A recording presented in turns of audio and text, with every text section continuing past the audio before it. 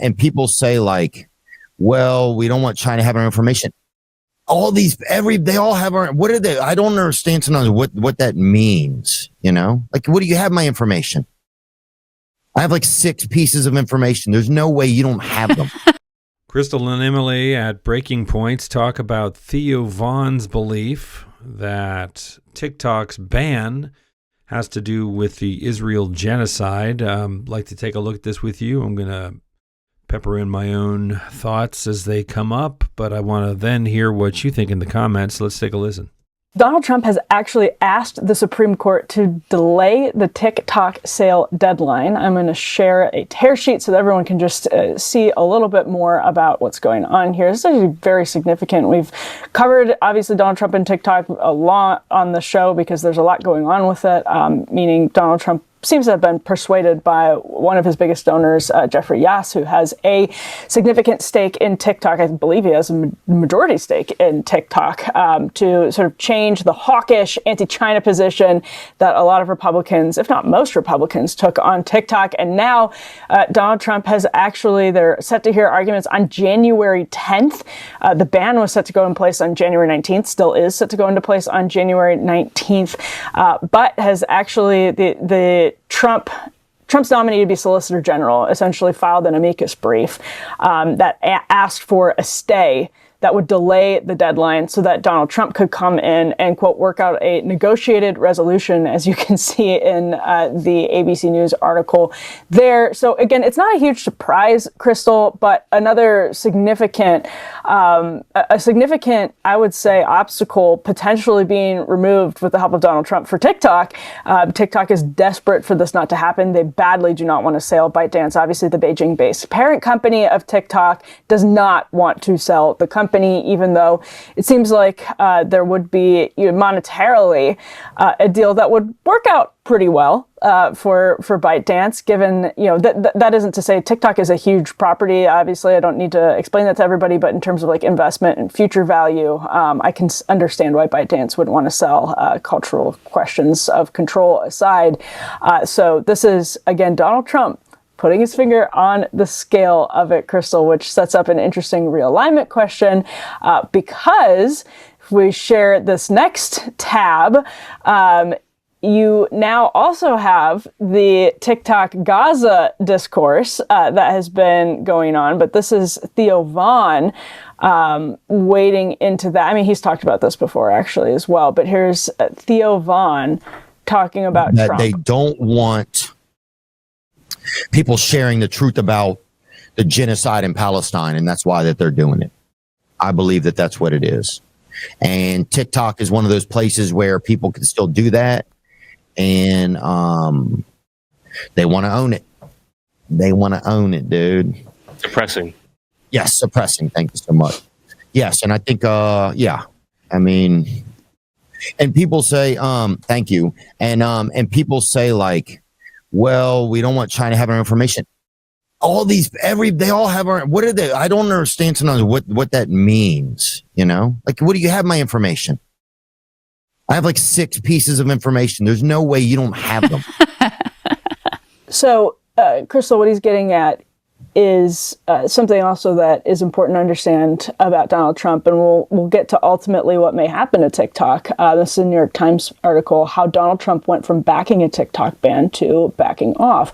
Well, one of the reasons a lot of people in Trump circles still want a TikTok ban, in fact, is, as Theo Vaughn, I think, was just getting at, they've seen the surveys of TikTok content and the breakdowns of it being much more pro-Gaza sentiment than pro-Israel sentiment. And there's this sense that control is being lost, or that, China is manipulating young people, rather than, hey, there are some organic sentiments in this direction. Is actually the same thing with the Osama bin Laden letter, when that it didn't actually go viral on TikTok. And Yashar Ali had a decent breakdown, and the Washington Post had a great report on how it didn't actually go viral. But the point remains that there are sort of there is a deeply organic pessimism about American imperialism and American power. And TikTok is a place where people hash that out. Yeah, no, that's really true. I think the point that Ryan has been making is the correct one, which is like, Israel has gotten away with it. Like, we're going to cover that they just destroyed the last hospital in Gaza. Donald Trump has won the election. You know, one of the other oligarchs who backed him massively is Miriam Adelson, the widow of Sheldon Adelson, to the tune of some $100 million plus. She's basically bought the foreign policy. Israel's going to get whatever they want, whether people on TikTok are upset or not. So that risk has sort of faded. Meanwhile, Donald Trump himself personally has gotten very popular on TikTok. And, you know, with him, it's all about his ego, and like, he feels like this platform is nice to him now. So that also changes his view. And then you couple. I think that's the entirety of his view. That in financial reward, right? Somebody offered him, you know, a lump of gold, and plus they're cheering for him. That's it. That's all it takes. At the Jeff Yass, the amount of money that Jeff Yass gave into his campaign. And it's very clear where Donald Trump has decided that his interests lie. Now, I happen to agree with him. I think it'd be preposterous to ban TikTok. I think it'd be incredibly, you know, damaging to many creators who, you know, have created entire careers off of the platform. The many young people who love TikTok and get a lot out of it and find it to be a fantastic creative outlet. And to me, the arguments were always kind of silly. Because it's like, number one, all right, you're... And not to mention the constitutionality of it. I mean, what are the examples in the past of, you know, banning a company from operating? I understand we're in a digital age and so things are different, but I haven't seen compelling evidence that TikTok is some Chinese state-run threat to American, right? I mean, so now Congress can just ban this company or that company without any illustratable reason?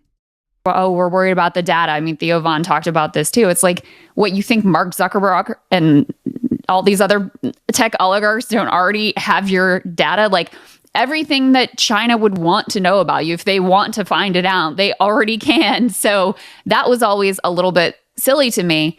And now the self-interest has lined up in a very different direction for Trump. So I doubt that the TikTok ban is going to go into effect. In the brief, they didn't actually weigh in on the core of the legal challenge, which are on the First Amendment. They just said, like, Donald Trump's a fantastic negotiator and he's going to work this out when he gets into office. So just don't you worry about it. Just push this off a little bit.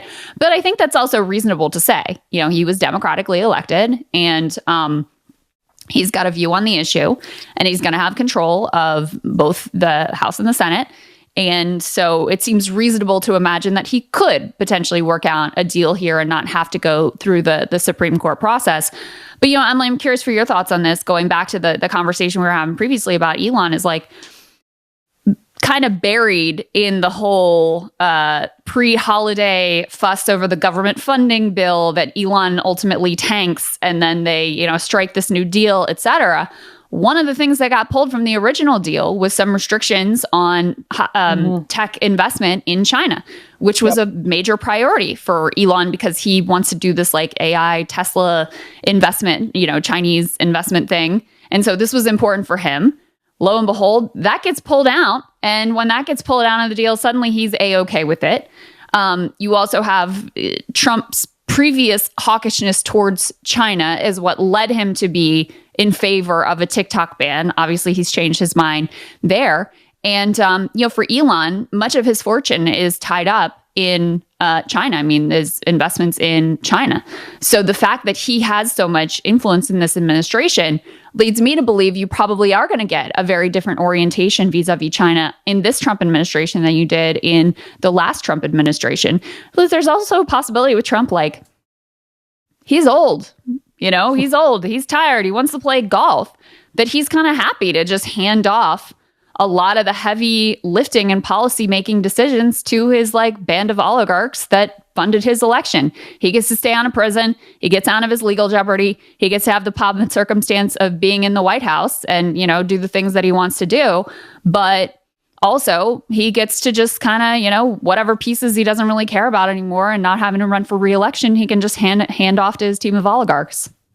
This is another one of those fascinating topics because it brings together so many of the different threads of the Trump era, in that you have, again, Trump's own oligarchs like being pitted against one another. So the Miriam Adelson versus the Jeff Yass. You have the China hawks versus the sort of new right foreign policy, which is actually often very hawkish on China, but in a weird way, this could be good if it sort of is a counterbalance to some hawks in the incoming Trump administration. Somebody, for example, like incoming Secretary of State nominee Marco Rubio, who is extremely hawkish on China. In a weird way, if you have like Elon, who wants to be more protective of his own business interests, Tesla is a good example in China, as a counterbalance to like being hawkish enough that we end up in a war because of escalating rhetoric or whatever.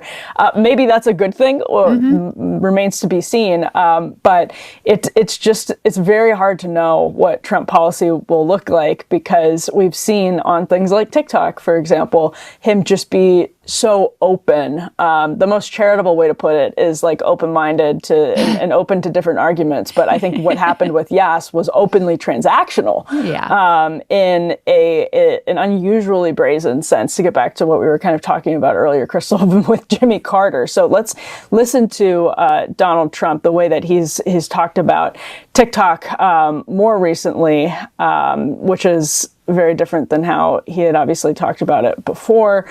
This is Trump actually before the election, talking about how if you want to save TikTok, you have to vote Donald Trump. For all of those that want to save TikTok in America, vote for Trump. TikTok. Closing it up. But I'm now a big star on TikTok. We even have TikTok Jack, and we're setting records. We're not doing anything with TikTok. The other side's going to close it up. So if you like TikTok, go out and vote for Trump. If you don't care about TikTok and other things like safety, security, and prosperity, then you can vote for a Marxist who's going to destroy our country. There you go. You know, I like Emily and I like Krystal, and I think that it's just a product of the fact that this is their bread and butter, is talking about this every day. But even here on Breaking Points, I hear the normalization of this, like, well, I think it would be reasonable for him to, and we're just not sure what Trump policy is going to look like. I think we've had 4 years of Trump, air quotes, policy. There's no policy. It's entirely transactional. And he does what the last person in the room with him advised him to do. He doesn't have ideas of his own beyond self-aggrandizement and self-enrichment, right? There is no strategy. There's no plan. It's not reasonable. And that's why it's so dangerous. It's literally like having elected a bull to run the China shop.